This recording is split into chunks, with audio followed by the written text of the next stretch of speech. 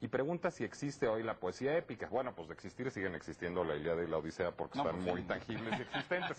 Pero debemos suponer que lo que está preguntando es más bien si se escribe, si se sigue escribiendo, si tienen vigencia. Vigencia también tienen, desde luego, ¿no? Por supuesto. Ahora, y de que se sigan escribiendo, pues yo creo que sí. También depende qué es lo que entienda uno por poesía épica, ¿no? Digamos, épica como la que escribió Homero, pues difícilmente, porque en nuestra época nuestros valores han cambiado completamente y no creo que fuese fácil escribir una obra monumental con intervención de los dioses y en defensa pues de valores que hoy ya no nos gustan, como el militarismo, etcétera, etcétera, y cosas así, ¿no? A nosotros no nos gustan, todavía a la generación de Borges sí le gustaban, y él solía decir que a él le gustaba más la poesía épica que la lírica o que ningún otro género, ¿no? Recordaba inclusive que en la Biblia un verso de los Salmos lo conmovía muchísimo. Era un verso que decía: doy gracias a Dios por haber enseñado a pelear a mis manos, y decía: eso me conmueve mucho más que aquello de amaos los unos a los otros, aunque comprenda que como consejo es mejor el segundo.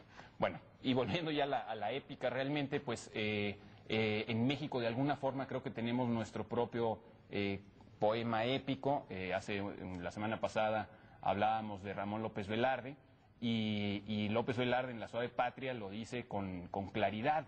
Se refiere a la épica sordina que está a punto de emprender, ¿no? Diré con una épica sordina: la patria es impecable y diamantina.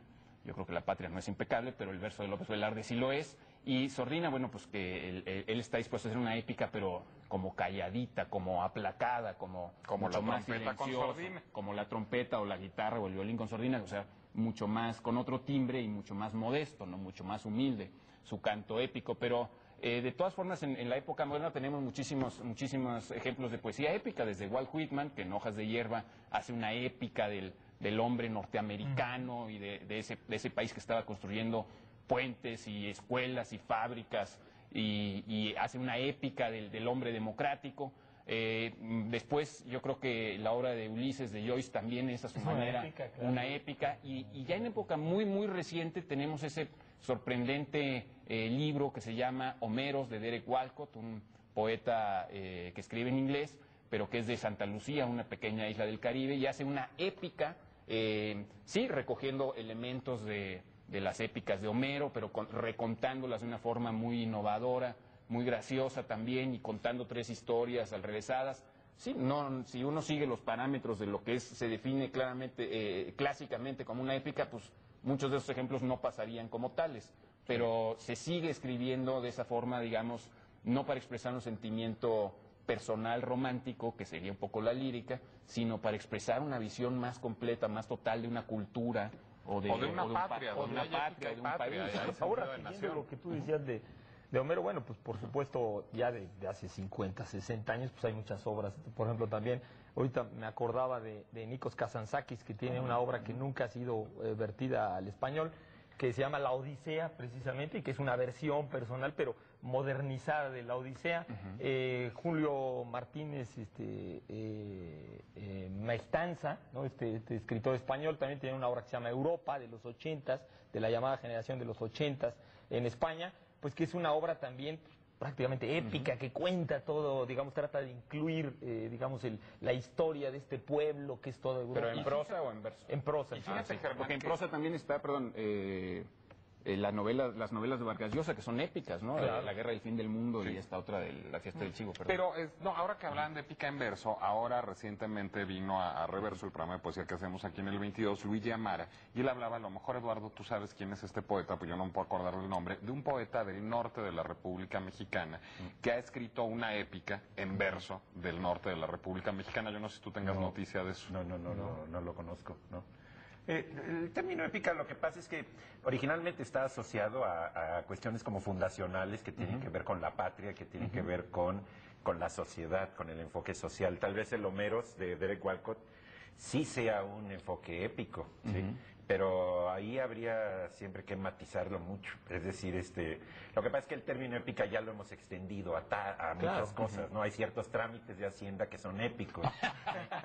Es decir, ya el término épica ha tenido que ver con cierta cuestión heroica y se ha deslizado ya y se podría usar muy, Bueno, es muy el ejemplo de fácilmente, Joyce, ¿no? ¿no? El Sí. ejemplo de Joyce, de escala, ¿no? Quién Ahora, sabe, ¿no? Es quizá- decir, habría que Quizá Puede debe haber regresar al sentido original también de lo que significa la propia palabra épica. Digamos, poesía épica es muchas veces se usa la palabra epopeya para hablar de la poesía épica porque son exactamente lo mismo, ¿no?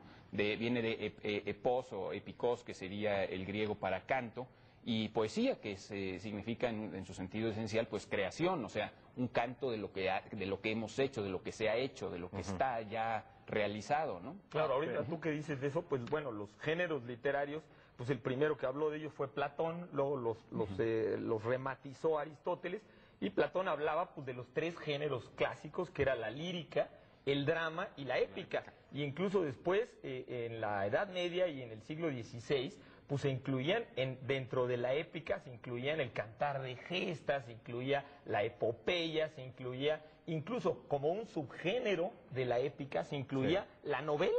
o la los novela romances, era ¿no? un subgénero de la épica. Y los propios romances, ¿no? o el O cantar los del romances, Cid claro.